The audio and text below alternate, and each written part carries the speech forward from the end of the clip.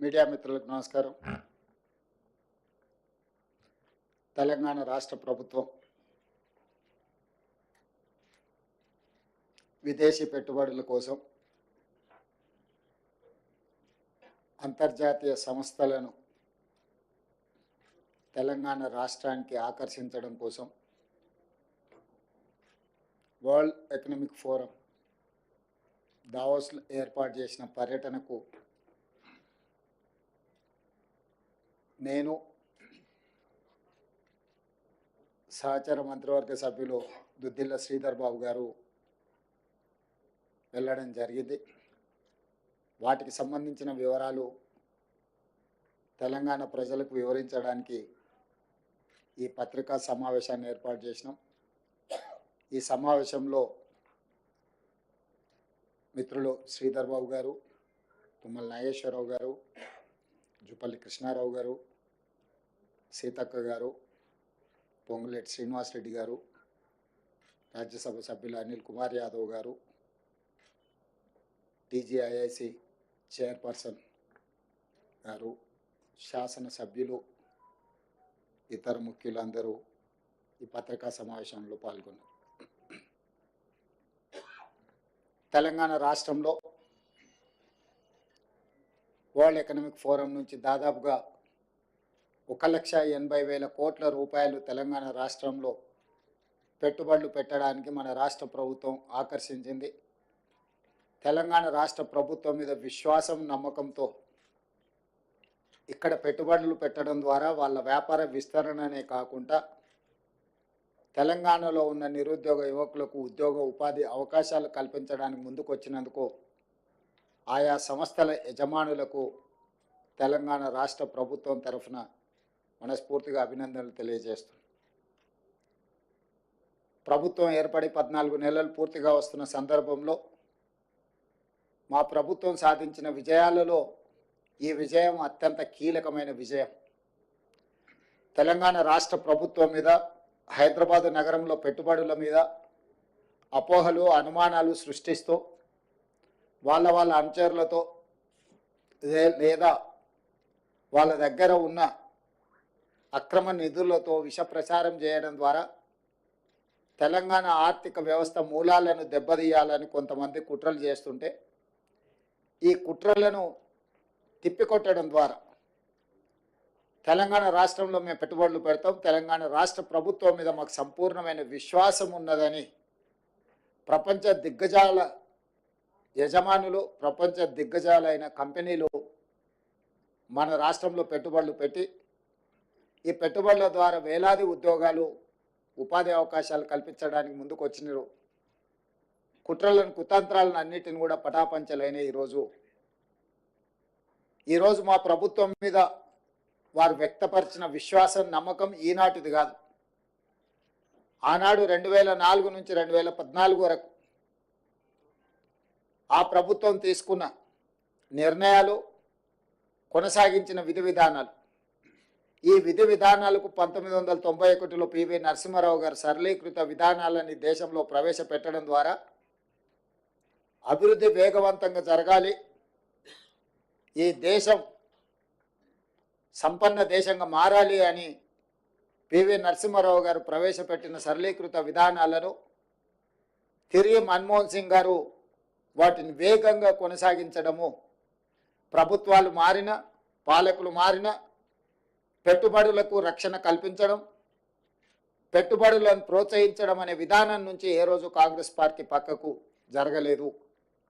అందుకే 2004 నుంచి 2014 వరకు 10 సంవత్సరాలు ఈ దేశంలో సమూలమైన ఆర్థిక సరళీకృత విధానాలను అమలు చేయడం ద్వారా ప్రపంచానికి ఒక నమ్మకాన్ని, విశ్వాసాన్ని కలిగించిన బలమైన నాయకత్వం కాంగ్రెస్ నాయకత్వం.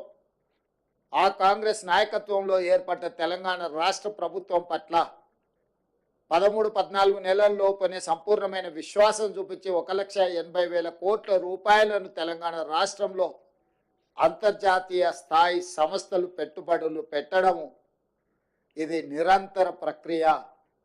నిరంతరం మా ప్రభుత్వం చేసిన కృషిని, మా ప్రభుత్వం పాటిస్తున్న విధానాలను, రాజకీయపరమైన అంశాలలో విభేదించిన రాష్ట్ర అభివృద్ధి విషయంలో 2004 కంటే ముందు తెలుగుదేశం పార్టీ అమలు చేసిన విధానాలు రాష్ట్ర ప్రయోజనానికి అనుకూలంగా ఉంటే ఆనాడు వాటిని కొనసాగించిన. ఈనాడు గత ప్రభుత్వం ఏదైనా ఉపయోగపడే అంశాలలో నిర్ణయం తీసుకుంటే కూడా తెలంగాణ రాష్ట్ర ప్రజలకు ప్రయోజనం చేకూరుతుంది అనుకుంటే ఆ విషయంలో రాజకీయ వివాదాలకు వెళ్లకుండా విధానాలను కొనసాగిస్తూనే ఇంకా స్పష్టంగా నమ్మకంగా విధానాల రూపకల్పనలో ఒక నిర్దిష్టమైన ప్రణాళికను తీసుకొని తెలంగాణ రాష్ట్ర ప్రభుత్వం ముందుకు వెళ్ళింది. కాబట్టి ఈరోజు ఈ దిగ్గజాలు తెలంగాణ రాష్ట్రంలో పెట్టుబడులు పెట్టినరు. ఆ పెట్టుబడులను వేగంగా పన్నులను అమలు చేయడమే కాకుండా అనుమతులు ఇవ్వడంతో పాటు అవసరమైన భూ కేటాయింపులు కానీ పరిపాలన అనుమతులు కానీ అన్ని రకాలుగా ఆ సంస్థలను ప్రోత్సహించి ఆ సంస్థల పెట్టుబడుల ద్వారా రాబోయే ఉద్యోగ ఉపాధి అవకాశాలు తెలంగాణ సమాజానికి అందివ్వాలన్న ఆలోచన మా ప్రభుత్వానిది.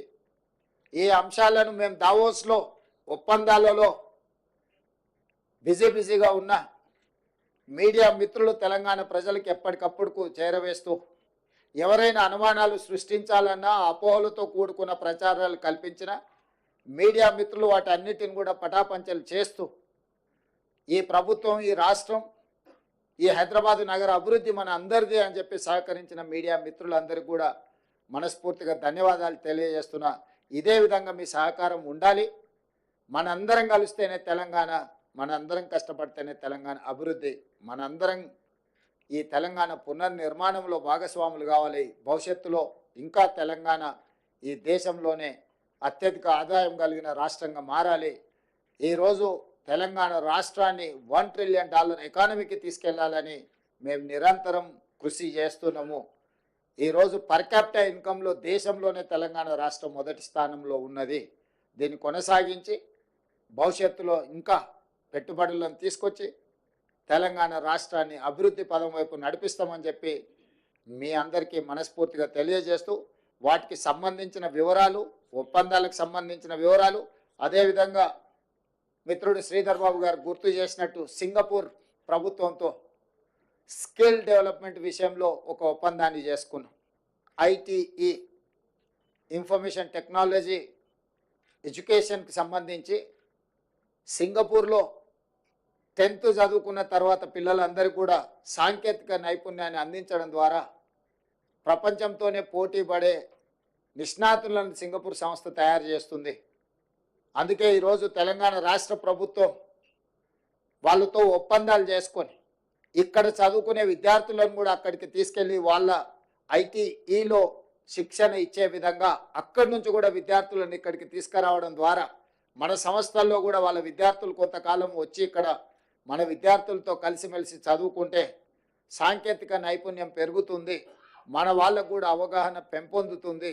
తద్వారా ఎంతో లక్షలాది మంది ఈ తెలంగాణ రాష్ట్రంలో సాంకేతిక నైపుణ్యం లేక నిరుద్యోగులుగా ఉన్నారో వాళ్ళందరికీ ఉద్యోగ ఉపాధి అవకాశాలు కల్పించడానికి సింగపూర్ రాష్ట్ర ప్రభుత్వ ఆధ్వర్యంలో నడుస్తున్న ఐటీతో కూడా తెలంగాణ రాష్ట్ర ప్రభుత్వం ఒప్పందాలు చేసుకోవడం జరిగింది. అందుకే ఆ ఒప్పందంలో తెలంగాణ రాష్ట్రం ప్రతిష్టాత్మకంగా భావించిన young India skills university vice ఛాన్సలర్తో పాటు ఉన్నతాధికారులు అందరూ కూడా ప్రత్యక్షంగా పాల్గొని ఒప్పందాలు చేసుకోవడం జరిగింది.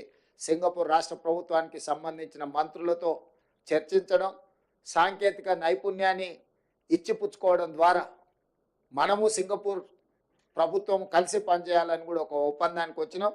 అది భవిష్యత్తులో మన సాంకేతిక నైపుణ్యాన్ని వేగంగా పెంపొందించడానికి ఉపయోగపడుతుంది. ఇవన్నీ కూడా తెలంగాణ రాష్ట్ర అభివృద్ధి కోసం ప్రభుత్వం తీసుకుంటున్న నిర్ణయాలు. ఈ నిర్ణయాలను అన్నిటిని కూడా యువకులకు, ముఖ్యంగా ప్రజలకు అందరు కూడా చేరవేస్తున్న మీకు అందరికీ మనస్ఫూర్తిగా ధన్యవాదాలు తెలియజేస్తూ మా విదేశీ పర్యటనకు సంబంధించి ఒప్పందాలకు సంబంధించిన పూర్తి వివరాలను అందించవలసిందిగా మిత్రుడు మంత్రి గారు శ్రీధర్ బాబు గారిని కోరుతున్నాను. పాత్రికేయ మిత్రులందరికీ నమస్కారం. గౌరవ ముఖ్యమంత్రి శ్రీ రేవంత్ రెడ్డి గారి నేతృత్వంలో సింగపూరు, అదేవిధంగా స్విట్జర్లాండ్లో ప్రతి సంవత్సరం అంతర్జాతీయ ఆర్థిక సదస్సు దావోస్కు సంబంధించి కానీ,